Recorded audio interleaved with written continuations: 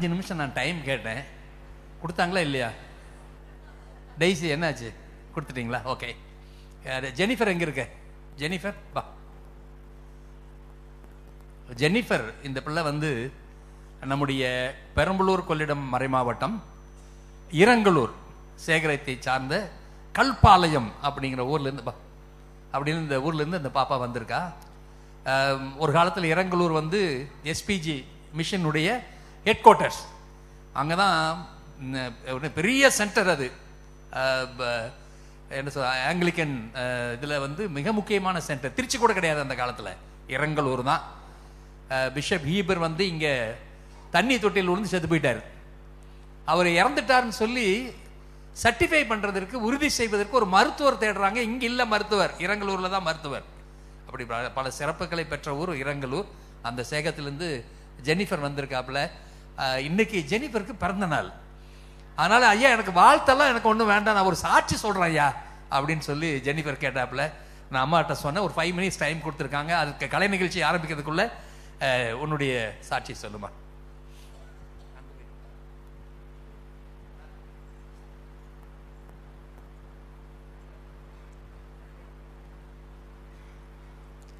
கர்த்தருடைய பரிசுத்த நாமத்துக்கு ஸ்தோத்திரம். என்னுடைய பெயர் ஜெனிஃபர். நான் கல்பாளையம் கொணலை நல்மைப்பன் ஆலயத்திலிருந்து வருகிறேன். எனக்கு 25 வயது இருக்கும் பொழுது திருமணமானது.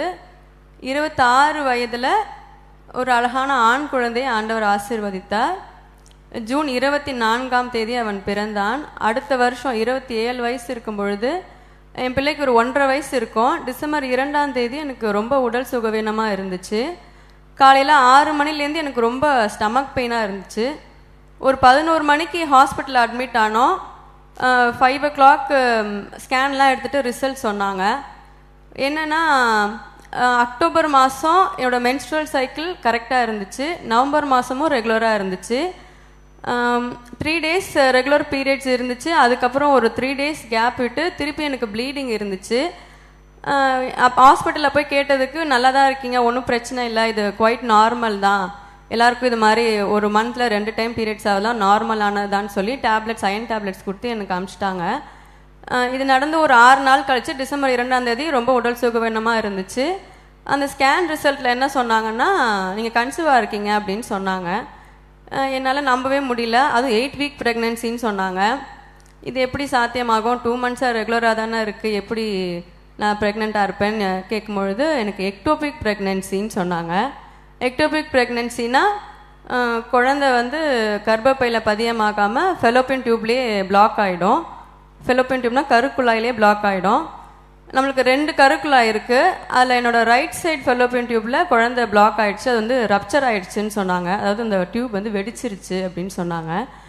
அப்போது 5 மணிக்கு சொல்லிவிட்டு டாக்டர்ஸ் வந்து யாருமே இல்லை, டியூட்டி டாக்டர்ஸ் தான் இருக்கும், அதனால எங்கள் வீட்டுக்கு போயிட்டு நாளைக்கு 10 மணிக்கு வந்து அட்மிட் ஆகுங்க அப்படின்னு சொன்னாங்க.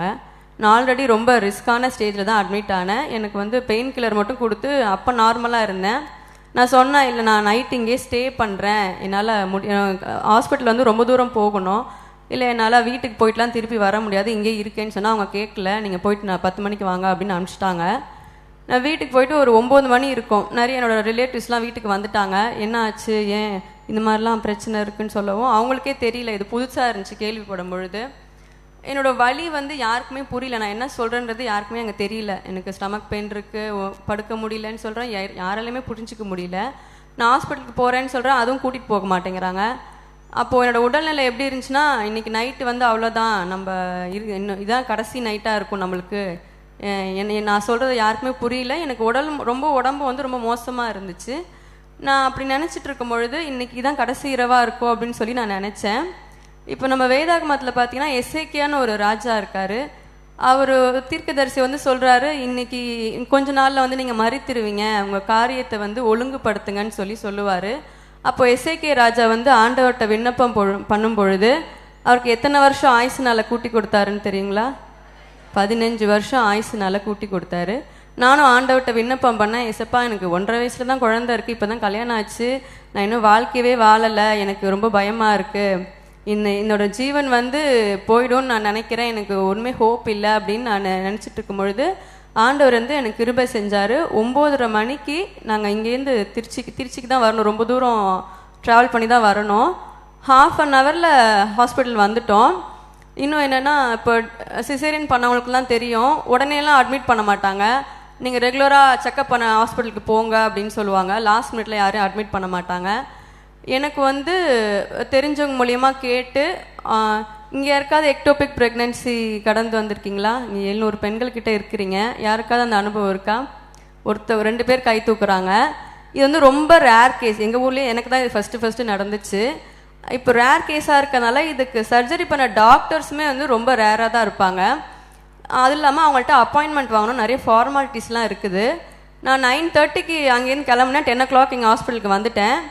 எங்கள் ஹஸ்பண்ட் கிட்ட கூட சைன் கூட வாங்கலை, நேரடியாக நான் ஆப்ரேஷன் தியேட்டருக்கு கூட்டிகிட்டு போனாங்க. அங்கே வந்து என்னோடய பேஷண்ட் ஹிஸ்ட்ரி எதுவுமே தெரியாது டாக்டர்ஸ்க்கு, ஒரு டீமே ரெடியாக இருந்தாங்க. அங்கே ஆண்டவர் வந்து எனக்கு கிருபை செஞ்சார். அங்கே பார்த்தீங்கன்னா ஃபஸ்ட்டு பேபியும் எனக்கு சிசேரியன் தான். என்னோட உடம்புல கத்தி வைக்கிறதுக்கு முன்னாடி என்னோடய தழும்புகளை பார்த்தாங்க. பார்த்துட்டு, உங்களுக்கு ஆல்ரெடி குழந்தை இருக்கா, ஆண் குழந்தையா பெண் குழந்தையா, இதுக்கு முன்னாடி அபார்ஷன்ஸ் பண்ணியிருக்கீங்களா, இந்த பேஷண்ட்ஸ் ஹிஸ்ட்ரியெல்லாம் எனக்கு அனஸ்தீஷியா கொடுத்துட்டு தான் கேட்டாங்க. அவங்க வந்து ஏன்னா இது வந்து ரிஸ்க் ஆகிடும், ஏதாவது எனக்கு உயிருக்கு ஆபத்தாச்சுன்னா அந்த ஹாஸ்பிட்டல் பேர் வந்து கெட்டு போயிடும். ஆனால் அது அவங்க எதுவுமே அதெல்லாம் பார்க்கல. நான் ரொம்ப டேஞ்சரஸாக இருக்கேன், ரிஸ்கியான இருக்கேன் லைஃப் அப்படிங்கிறதுனால அவங்க கண்கள் எனக்கு இது கிருபை கிடச்சிச்சு. அவங்க ஒரு ஸ்பெஷலிஸ்ட் வந்து எனக்கு பார்த்தாங்க, ஆப்ரேஷன் பண்ணி ஒரு ஃபெலோப்பியன் டியூப் வந்து ரிமூவ் பண்ணிட்டாங்க. Right side fallopian tube. எனக்கு ஒரு ஃபெலோப்பியன் டியூப் தான் இருக்குது. நான் அன்றைக்கு ராத்திரி வந்து என்னோடய கடைசி நாளாக இருக்கும்னு நான் நினச்சேன். ஆனால் ஆண்டவர் வந்து நிறைய இரவுகளை நிறைய நாட்களை காண்பதற்கு எனக்கு கிருபை செஞ்சார். ஆண்டவர் வந்து கிருபையுள்ள தேவன் அப்படிங்கிறதுக்கு நான் ஒரு ஜீவனுள்ள சாட்சி. எனக்கு 27 வயசில் இந்த சிசேரியன் நடந்துச்சு. என்னோட பிறந்த தேதியிலிருந்து மொத்தம் 32 ஆண்டுகள் நிறைவடைந்து இன்றைக்கு 33வது ஆண்டுக்குள்ளே நான் அடியெடுத்து வைக்கிறேன். இன்றைக்கு எனக்கு 33வது பிறந்த நாள். அதற்காக நான் ஆண்டவருக்கு நன்றி செலுத்துக்கிறேன். நம்ம பிள்ளைங்களுக்கு பிறந்த நாள்னால் நம்ம ஏதாவது சிறப்பாக செய்வோம்.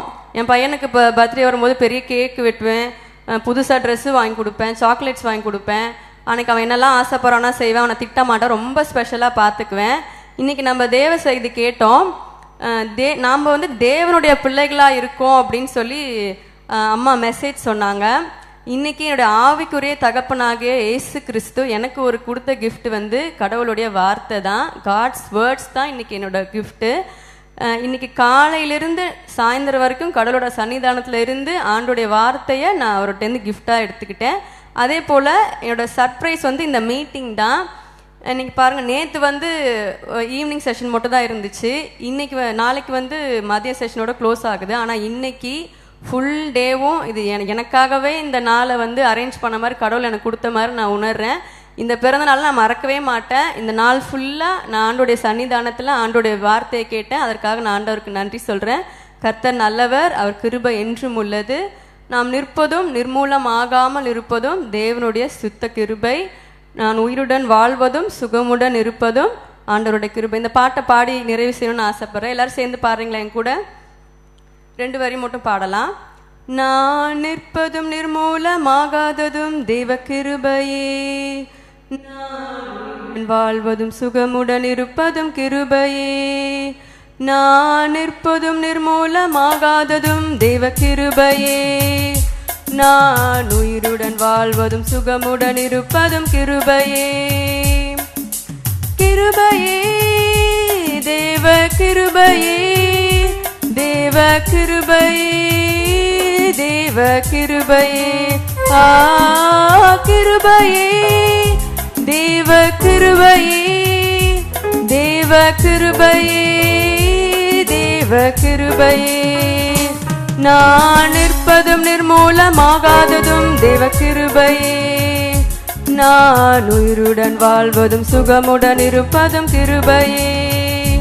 நான் நிற்பதும் நிர்மூலமாகாததும் தேவ கிருபையே, நான் உயிருடன் வாழ்வதும் சுகமுடன் இருப்பதும் கிருபையே. இன்னைக்கு பார்த்தீங்கன்னா ஒரு 3 மாத குழந்தை வந்து கருவிலே அழிஞ்சு போகிறத நம்ம பார்க்குறோம். நாளைக்கு டெலிவரி டேட் இருக்கும். இன்றைக்கே அந்த உலகத்தை காணாதபடி மரித்து போகிற எத்தனையோ ஜீவன் இருக்குது. குழந்தை பிறந்து அந்த ஒரு நாளை கூட முழுசாக அனுபவிக்காமல் மரித்து போகிற ஜீவனையும் நாம் பார்க்குறோம். இன்று நம்ம நாசியில் சுவாசம் இருக்குதுன்னா அந்த ஆண்டோட சுத்த கிருபை. நான் கண்மூடி உறங்கினேன், விழித்து கொண்டேன், கர்த்தர் என்னை தாங்குகிறார். நம்ம ஒவ்வொரு நாளும் விழிக்கிறது, இந்த நாளை காண்பது ஆண்டோட சுத்த கிருபை. இந்த வாய்ப்பை கொடுத்த பேராயர் ஐயா அவர்களுக்கு நன்றி செலுத்துகிறேன். தேவனுடைய நாமத்திற்கு மகிமை உண்டாதாக. தேங்க்யூ.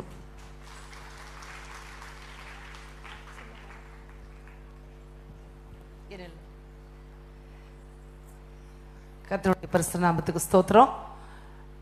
மிஸ்ஸஸ் ஜெனிஃபர் அவர்களுடைய சாட்சியை நாம் கேட்டோம். இது நம்மளுடைய பல பேருடைய வாழ்க்கை அனுபவமாக கூட இருந்திருக்கலாம். அப்படிப்பட்ட ஒரு பாதையை கூட நாம் கடந்து வந்திருக்கலாம்.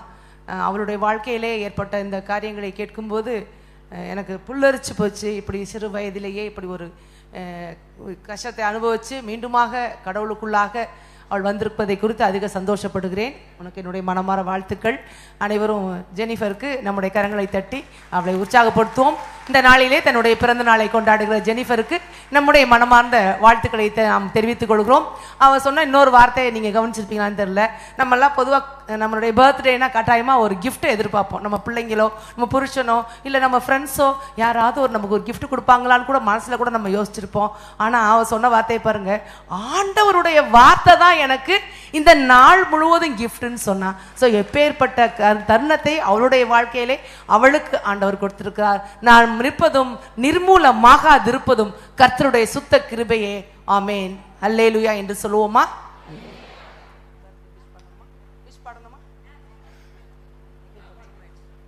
எல்லாரும் சேர்ந்து அவளுக்கு விஷ் பண்ணுவோம். ஹாப்பி பர்த்டே பாடுவோம்.